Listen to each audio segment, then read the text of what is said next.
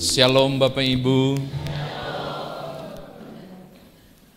Cobakah Bapak Ibu senyum, lalu jabat tangan kanan kiri muka belakang, lalu bilang begini, damai sejahtera bagimu sekarang. Itu shalom. Itu shalom, coba rasa. Itu baru shalom.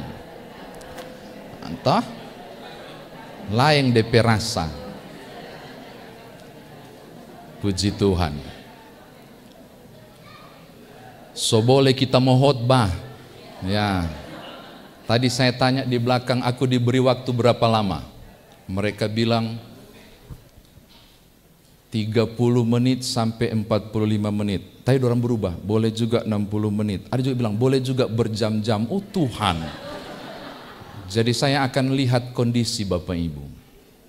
Ada dua jenis anggukan biasanya kalau saya khotbah. Anggukan yang pertama, naik turunnya itu sangat stabil. Oh, itu saya akan lanjut. Tetapi saya akan berhenti kalau naik turunnya enggak stabil. Dia turun pelan. Dia naik begini. Itu pulang. Itu berarti amin. Atau ada yang kokehe, tahu kokehe? Batuk. Tapi tidak gatal DP leher. Tak so tahu. Siapapun yang batuk 3 kali itu berarti kode untuk saya amin. Oke? Ya. Saya mau membagi kebenaran firman Tuhan ini. Temanya sing haleluya, nyanyikan haleluya. Ini bukan kisah nyata ya. Ada orang sangir di sini. Saya yakin nggak ada ya. Di sini cuma ada orang yang percaya pada Yesus Kristus. Jadi nggak ada. Kebetulan dia lagi perbaiki plafon. Zaman dulu plafon itu dari triplex. Jenis pakunya paku triplex, tahu? Yang kecil sekali. DP Maitua pegang tangga. Tunggu, Maitua Bapak Ibu tahu? Istri. Karena aku tanya tadi ke pendeta Meiti, yang paling banyak di sini suku apa? Batak. Aduh, enggak mengerti kita pelogat Manado karena saya lahir besar Manado ke siang. Jadi pangan apa kita pagoda pastiles itu lancar. Bapak saya Bali, mama saya Sangir, lahir besar Manado. Jadi DP Maitua yang dia punya istri, saya pakai bahasa Indonesia saja. Dia punya istri yang pegang tangga. Cuma dorang dua. Sementara itu triplex lebar sekali kan. Dia akal bagaimana? Supaya palu, martelu atau palu dia bisa pegang, tetapi juga paku juga bisa. Tangan cuma 2, sementara pegang triplex begini. Dia dapat akal. Mak, apa? Kasih di gigi, kasih itu paku kecil, kasih ke kita. For apa? Taruh di tepi mulut. Sudah, dia gigit. Biasa tukang begitu kan, dia gigit. Terus dipegang ini. Palu. Maksudnya palu. Jadi palu. Nah, palu itu dia tangkap dengan bibirnya. Saya lagi berpikir, Bapak ini punya bibir kokoh banget dan kuat. Palu dia, Bang. Udah kan? Naiklah dia sambil dorong itu triplex. Sementara dia dorong begini, tiba-tiba goyang luar biasa. Ini Bapak ini Kristen sekali. Jadi pas istrinya pegang, tidak tahu bagaimana, tiba-tiba tergoyang. Darah Yesus.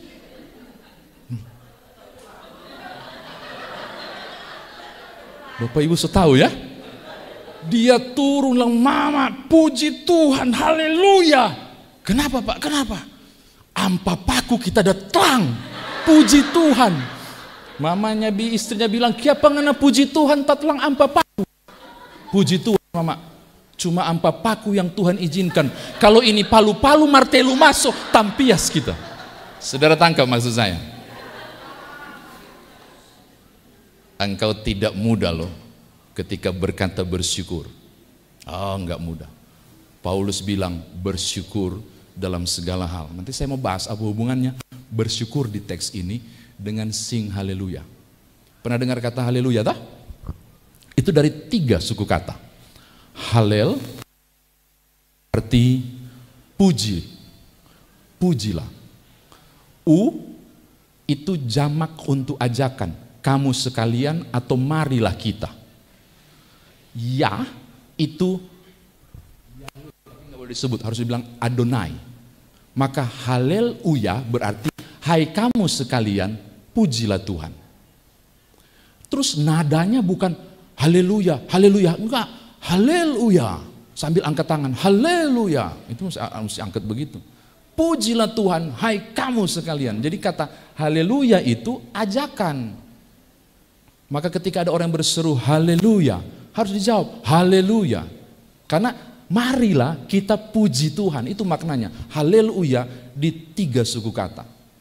Dan menariknya saudara-saudara, ada istilah yang muncul di teks kita tentang kata bersyukur, bermazmur, dan pujilah Tuhan. Sebelum saya gali sing haleluya dengan sudah menyebut definisi haleluya tadi, saya mau ajak Bapak Ibu lihat teks ini. Tolong lihat ayat 16, ayat 17. Ada berapa kali kata mengucap syukur di situ kalau saudara dapat? 2 kali, betul? Ayat 16 mengucap syukur, ayat 17 mengucap syukur, betul? Oke, sekarang tolong buka pasal 1. Setelah pembuka surat ayat 1 dan 2, pasal 1, coba baca ayat 3. Sama-sama, 2, 3. Kami selalu mengucap syukur kepada Allah, Bapa Tuhan kita Yesus Kristus, setiap kali kami berdoa untuk kamu. Dan nanti di browsing, silakan di handphone, tulis kata bersyukur, cari di kitab Kolose. Saudara akan terkejut, begitu banyak kata bersyukur. Tahukah Bapak Ibu, menurut saya kitab ini aneh. Menurut saya Paulus nggak boleh tulis ini. Dia tidak boleh menulis kata bersyukur, nggak boleh. Karena menurut saya tidak logis dan tidak masuk di akal. Kenapa Bapak Ibu? Tidak logis dan tidak masuk di akal. Kalau saudara ulang tahun, kalau saudara sembuh dari sakit, kalau saudara 85 tahun gedung ini berdiri, engkau layak bilang bersyukur. Tapi menurut saya Paulus enggak pas bilang itu. Kenapa Bapak Ibu? Saya kasih tahu kenapa. Kolose 1 ayat 24, saya baca secara cepat. Sekarang aku bersuka cita bahwa aku boleh menderita karena kamu, dan seterusnya menderita. Lalu Kolose pasal 4 ayat 10 dan 18. 4 ayat 10 18. Salam kepada kamu dari Aristarkus, temanku sepenjara, bla bla bla dan seterusnya. Kenapa saya bilang nggak pas? Ini surat dia tulis dari penjara, dalam siksaan yang tak nyaman. Penjara Romawi itu bukan penjara rupa orang sekarang. Dia diikat begini dengan rantai, kakinya diikat juga dengan rantai. Lalu kemudian rantai di tangan dan rantai di kaki dikasih baku dapa. Maka kalau dia mau berdiri bebas, dia akan begini. Kalau dia mau tidur, dia tidur pistol,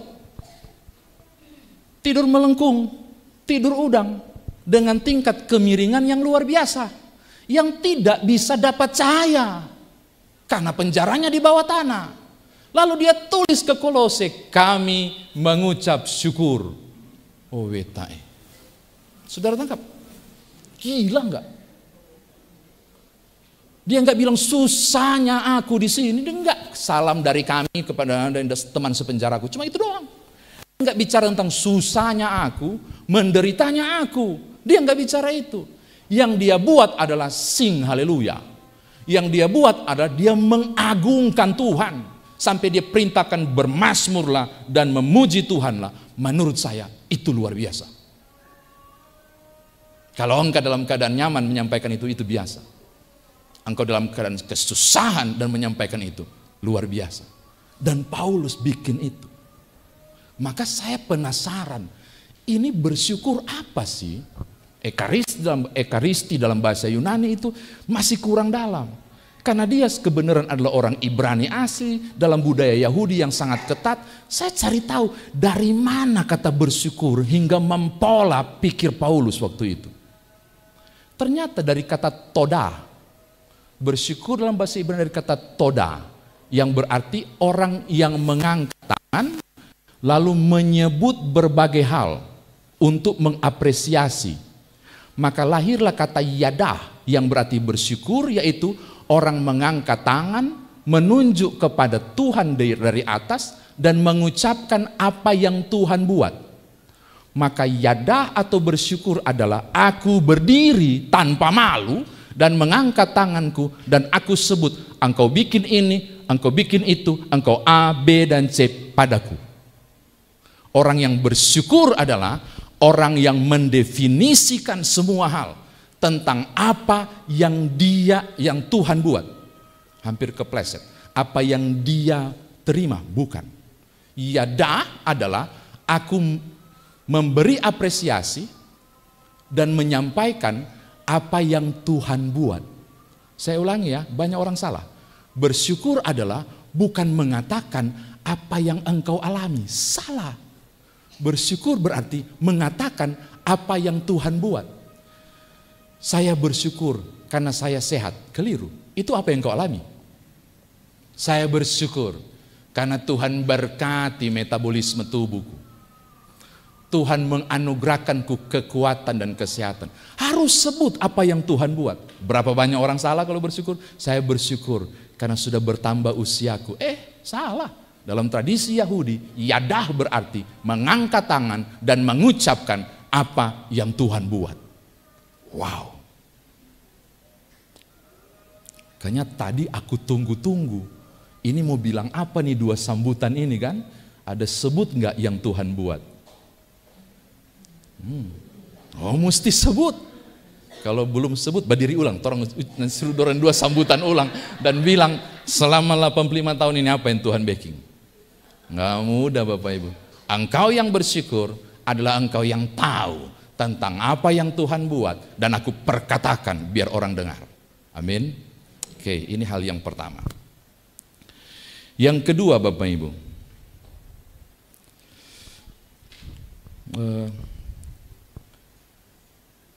Karena kebanyakan orang keliru memahami kata bersyukur ini, maka saya sangat tertarik kenapa bisa panitia kasih baca Kolose pasal 3 ayat 16-17, lalu hubungkan dengan sing haleluya. Tahu nggak Bapak Ibu, penasarannya itu saya cari pengertian haleluya lebih dalam, bilang gile, hebat banget nih orang Marturia. Tanda tahu ini betul Bapak Ibu dapat ya, menghubungkan antara bersyukur dengan haleluya. Bapak Ibu tahu, Bapak Ibu saya bilang luar biasa. Kok bisa Bapak Ibu? Lihat ya, tadi yadah berarti mengangkat tangan dan menyebut apa yang Tuhan buat. Tahu nggak kata haleluya itu? Kalau orang Israel menyimpulkan haleluya itu ada dua huruf konsonan. Huruf yang pertama he, transkripnya H. Kalau Ibrahim bilang he. Itu orang yang berdiri begini, baru kemudian menengadah ke atas, tidak angkat tangan, menengadah ke atas. Konsonan yang kedua lamet, L. Itu bentuknya begini. Tanya pada orang dua pendeta tuh, bentuknya begini. L. Artinya tongkat gembala, tongkat gembala. Maka kalau dia tengadah ke atas ada simbol tongkat gembala berarti sang gembala. Maka ketika tengadah ke atas berarti dia mau tembak Elohim Adonai. Tangkap tadi, yadah berarti mengangkat tangan dan memperkatakan apa yang Tuhan buat. Haleluya berarti berdiri dan menengadah ke atas untuk menyanjung dan mengagungkan sang gembala. Gila, aku bilang Marturia bisa menghubungkan kata bersyukur dengan haleluya. Maka saudara tahu bahwa di balik haleluya dan bersyukur adalah sama dengan orang yang perkatakan hal-hal baik yang Tuhan buat. Di balik kata haleluya yang berarti pujilah, berarti pengagungan, itu setara dengan bersyukur kepada Allah. Maka orang yang berhaleluya adalah orang yang bersyukur. Keren gak? Bu, hebat banget Ibu Pendeta temukan tema ini. Ini gak kebetulan. Entah kebetulan tapi Tuhan bikin gak kebetulan malam ini. Bahwa di balik haleluya ada ungkapan syukur. Karena orang yang perkatakan perbuatan yang ajaib adalah orang yang mengagungkan sang gembala itu. Siapapun yang memuji Tuhan adalah orang yang bersyukur. Oke, ini catatan kedua. Bapak Ibu jangan lihat begitu ke saya grogi, jadi biasa saja. Haga-haga begitu.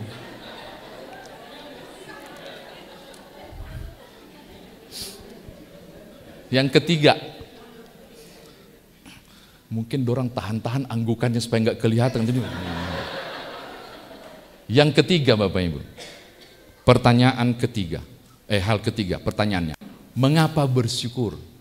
Paulus uraikan di ayat 16 dan 17. Makanya Bapak Ibu kalau baca Alkitab mesti baca berulang-ulang supaya saudara, wow, ada sesuatu yang menarik. Ketika dia bilang nyanyikan mazmur dan puji-pujian, dia naik ke atas dulu kan. Sebelum dapat mazmur dan puji-pujian di ayat 16, sebelum ayat 17 muncul juga mazmur dan puji-pujian, baik 16-17 sebelum muncul kata mazmur dan puji-pujian, ada kalimat-kalimat yang lain di atas. Lihat ya. Hendaklah perkataan Kristus diam dengan segala kekayaan yang di antara kamu, baru titik, mengucap syukur kepada Allah. Oke.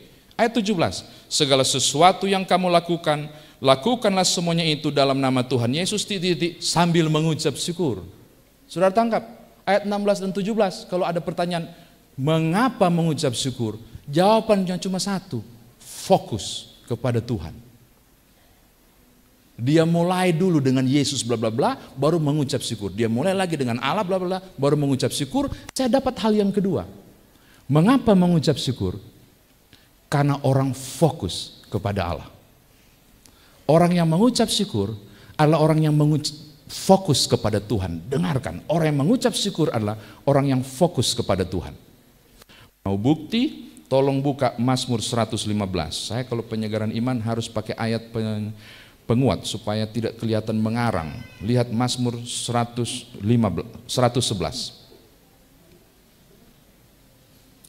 Saya baca ya. Haleluya. Aku mau bersyukur kepada Tuhan dengan segenap hati dalam lingkungan orang-orang benar dan dalam jemaah. Lihat ya, dia mulai. Besar perbuatan Tuhan, layak diselidiki. Ayat 3. Agung dan semarak pekerjaannya. Ayat 4. Perbuatan-perbuatan yang ajaib dijadikannya peringatan dan seterusnya.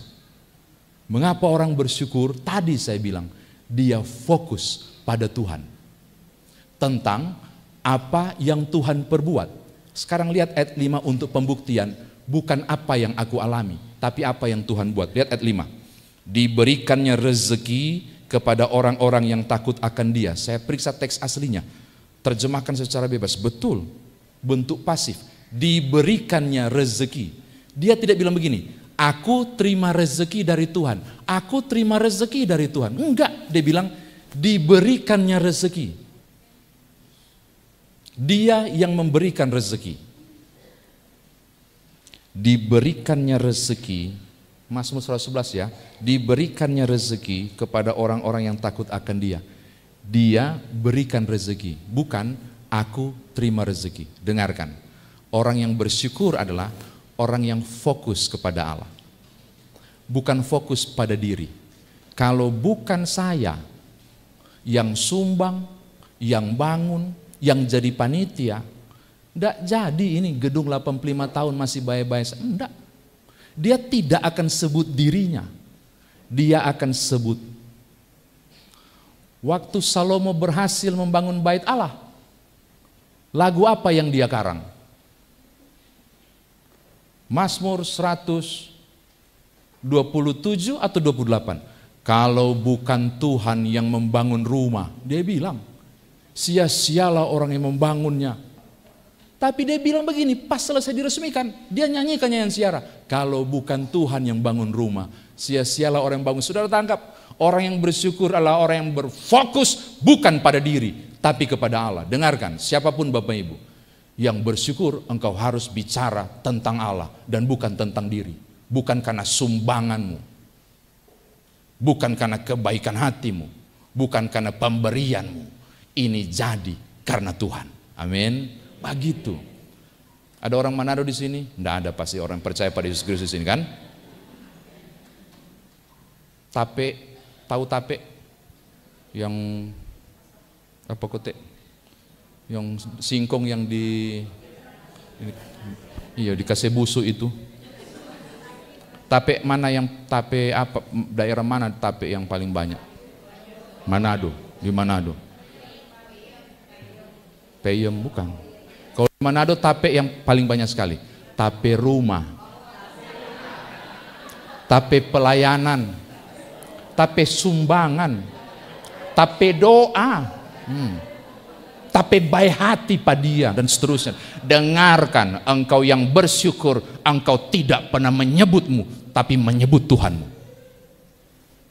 banyak orang gagal di situ. Fokusnya adalah fokus kepada Allah. Karena Paulus memulai dengan konsep Allah dan bukan aku. Oh, itu menarik. Jadi kekristenan mesti bertobat.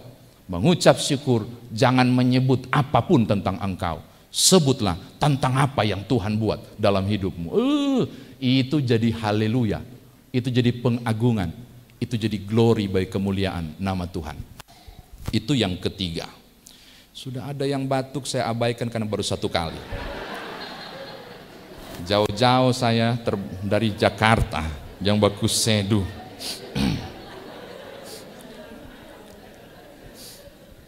Keempat, dengan cara apakah orang bersyukur atau beriada tadi? Ayat 16 bilang, coba ya saya bacakan. Hendaklah perkataan Kristus diam dengan segala kekayaan di antara kamu, sehingga kamu dengan segala hikmat mengajar dan menegur seorang akan yang lain, dan sambil menyanyikan mazmur dan puji-pujian dan nyanyian rohani, kamu mengucap syukur. Dengan cara apakah orang mengucap syukur? Bukan cuma mengatakan apa yang Tuhan buat. Ternyata orang yang mengucap syukur adalah orang yang bermazmur, orang yang bernyanyi, nyanyian pujian. Makanya tadi ku bilang ke Vikaris, lihat nggak saya panggil Vikaris tadi? Terlalu keras itu musik. Karena Tuhan tidak mau dengar musik. Tuhan mau dengar mulutmu mengagungkannya. Nah, gitu.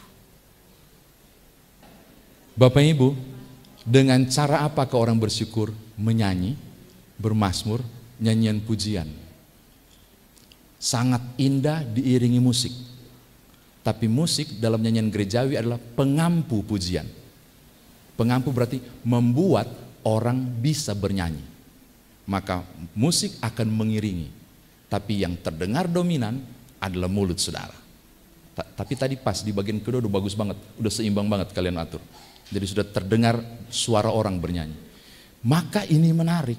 Orang yang bersyukur, cara apakah yang paling ideal adalah orang yang bernyanyi. Memuji Tuhan dan mengagungkannya. Dengarkan, saya sulit pendeta berdiri di depan untuk ceritakan perbuatan Tuhan yang ajaib. Susah kesian. Saya susah ngomong. Totofore kita, tahu totofore? Gemetaran. Ada caranya. Pujilah Tuhan. Bernyanyilah.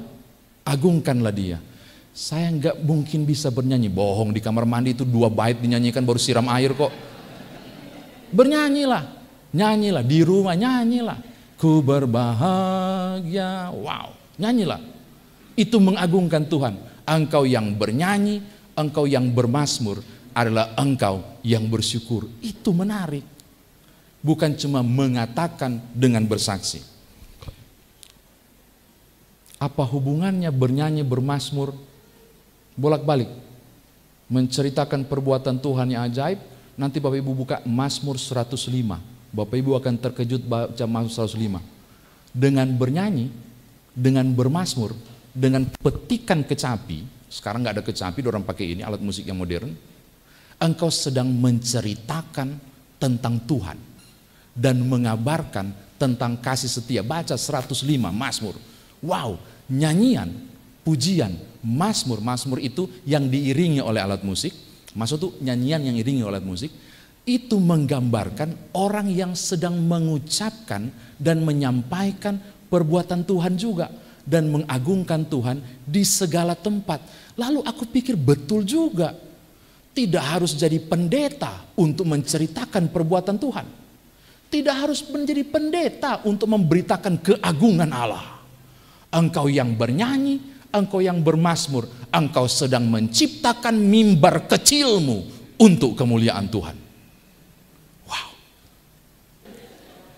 Maka kita simpulkan di balik pujian yang luar biasa yang saudara naikkan di ibadah malam hari ini, engkau sedang membangun mimbar kecil untuk Tuhan. Jadi jangan pernah malu untuk bernyanyi. Harus bernyanyi. Kalau ibadah itu robohkan kalau perlu gedung ini dengan resonansi getaran suara saudara. Buat Mazmur 22 ayat 4 yang saudara pernah dengar, Allah bertakhta di segala pujian. Itu sering disampaikan oleh teman-teman karismatik.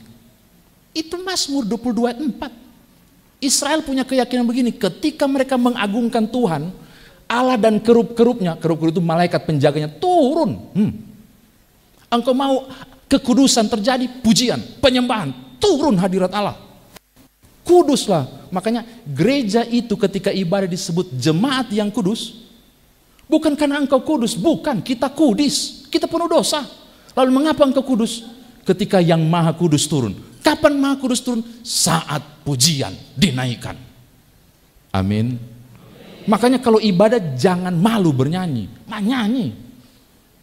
Tapi kalau fals tolong pelankan suaramu.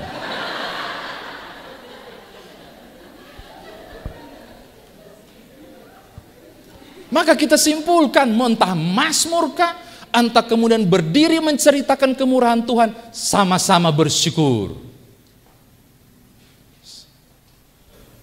Aku selalu bilang begitu Bapak Ibu, karena Alkitabiah banget.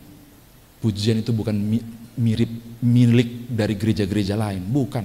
Penyembahan itu kewajiban semua orang yang percaya, bukan denominasi gereja lain. Nyembah. Kalau ibadah kasih mati itu handphone, fokus kepada Allah. Nyembah, engkau sedang mengagungkan. Tuhan turun. Pendeta saya kesulitan tidur, kayak rasa ada yang ganggu-ganggu. Oh ya, memang rumah di mana? Di sebelah itu, tempat itu apa? Iya, yang sunat bangun-bangun, oh kuburan sampingnya. Terus bagaimana? Pujian, nyanyi aja. Di mana ada kekudusan, yang najis pergi. Di mana ada kekudusan, roh jahatnya pergi. Engkau bisa mengundang hadirat Tuhan dalam penyembahan dan pujian yang benar. Bernyanyilah, karena dalam bernyanyi engkau sedang bersyukur. Amin. Saya kira demikian firman Tuhan ditafsirkan. Sekarang bagaimana kita bawa dalam kehidupan beriman kita? Ada 3 hal. Yang pertama Bapak Ibu, bukan kejadian nyata. Zaman dulu pembangunan gedung bertingkat itu tidak ada scaffolding, apa namanya itu deh? Yang apa tuh namanya tuh? Yang naik itu untuk bantu tuh. Dulu pakai bambu kasihan. Diikat-ikat itu dong untuk kasih orang naik dan barang.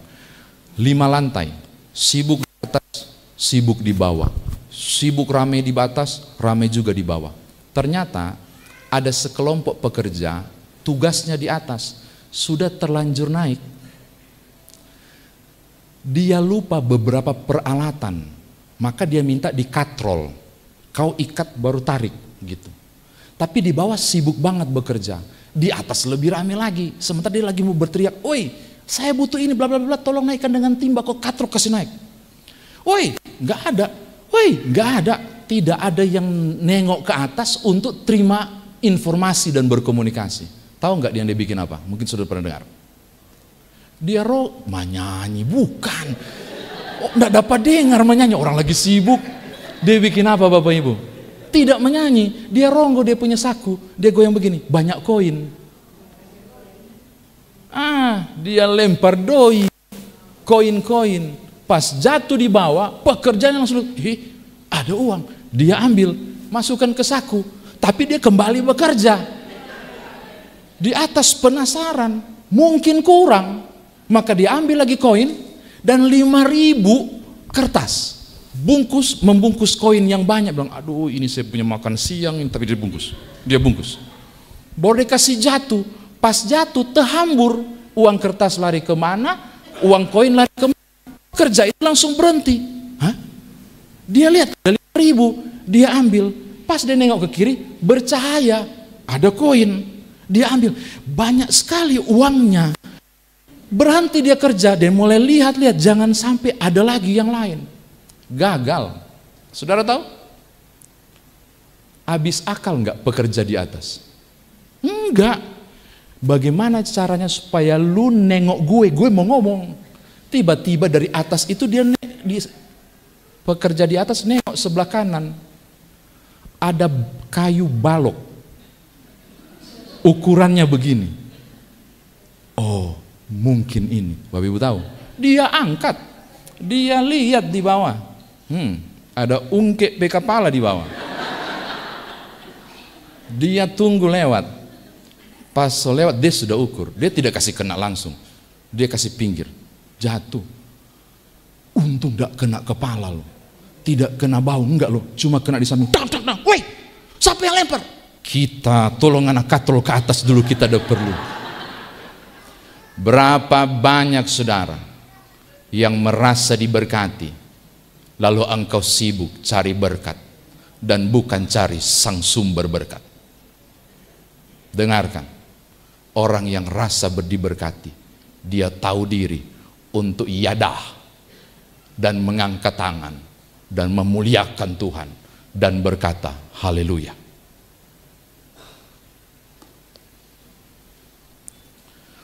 Untung kuat ada kita. Ngeri banget Bapak Ibu. Aduh, untung sekali kita nak jadi menyeberang jalan. Dia nggak sebut puji Tuhan kalau bukan Tuhan. Bapak Ibu dengarkan, banyak orang tidak menyadari betapa Allah begitu sayang engkau dan pasanganmu dan anak-anakmu. Cuma engkau lupa menengadah ke atas untuk beriadah. Itu gagalnya kita. Bersyukur, bersing haleluya mestinya terjadi di tiap-tiap waktu. Saudara yang bisa hadir di sini, itu terjadi cuma satu anugerah loh, bahwa engkau dan aku bangun pagi tadi. Beneran. Saya bisa terbang jam 9 berangkat dari Pastori. 9 pesawat jam 11.45. 40. Jam 9 harus dari Pastori. Kalau aku nggak bangun tadi pagi, kasiang. Tidak ada anugerah. Dan berapa banyak orang ketika bangun pagi angkat yadah, kasiang. Berapa banyak? Orang cuma anggap bangun pagi adalah wajar.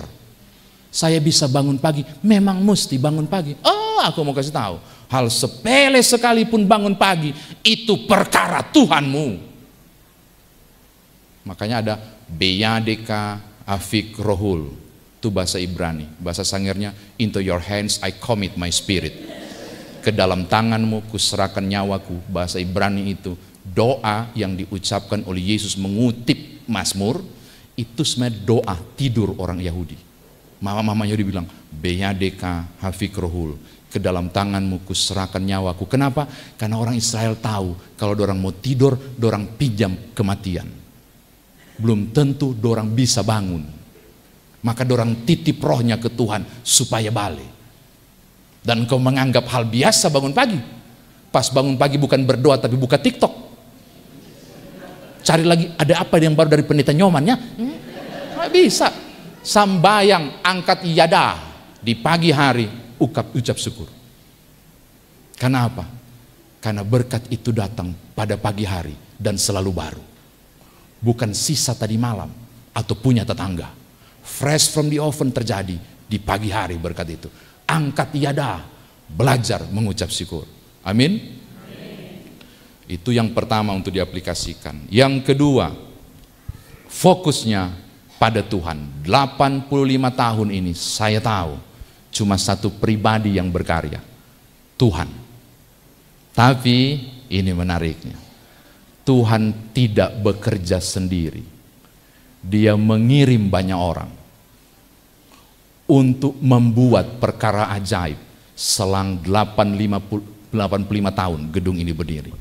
Saya nggak tahu itu kayak apa Indi Sekerk membangun gedung ini di bambu kuning itu, yang kemudian kacanya sampai sekarang masih ada dan utuh ini. Ini kaca yang asli ya. Tapi di balik itu barangkali ada yang sengaja bikin kue baru jual di depan. Ada yang sengaja berlelah pulang kantor celana pendek untuk aduk semen di depan. Saya nggak tahu. Ada yang tidak bikin kelihatan di situ, tapi di dalam kamar dia tikang lutut dan sembahyang dan serahkan semua proses berdiri dan renovasi dan seterusnya. Memang Tuhan yang berkarya, tapi Tuhan pakai banyak orang, termasuk Bapak Ibu, untuk buat gedung ini tetap berdiri. Maka kita bersyukur tentang orang-orang yang luar biasa yang Tuhan kirim menopang perjalanan 85 tahun ini. Tapi kita nggak akan sebut orang-orangnya, walaupun kita tahu. Kenapa Bapak Ibu? Karena Tuhan tahu kok dorang. Dan tangan berlubang paku itu tidak berhenti tumpang tangan untuk anak cucunya. Karena bekerja untuk Tuhan, jeripayamu tidak sia-sia. Lalu siapa yang kita sebut? Tuhan saja. Pernah tahu kisah 5 roti dan 2 ikan memberi makan 5.000 orang versi Yohanes?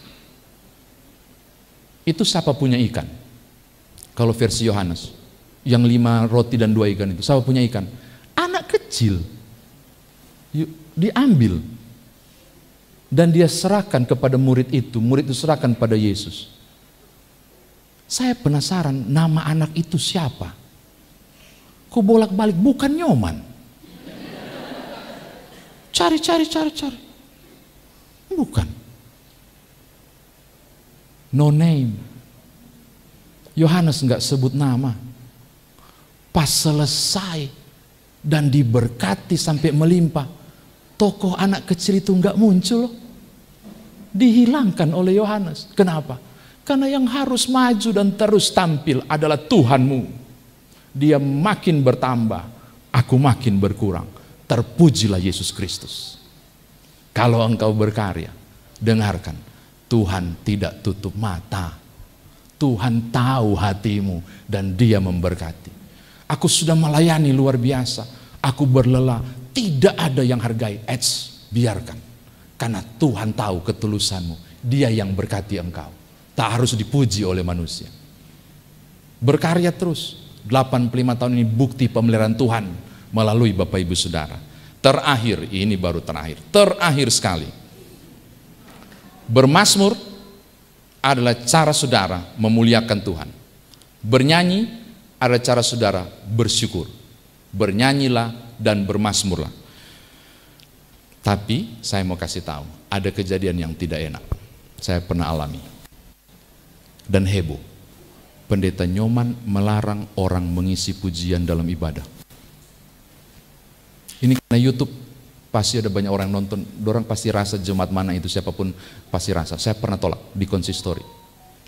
Kucuk semua doa konsistori, kucuk-kucuk datang. Pak Pendeta, kami sektor sekian mau nyanyi. Oh oke.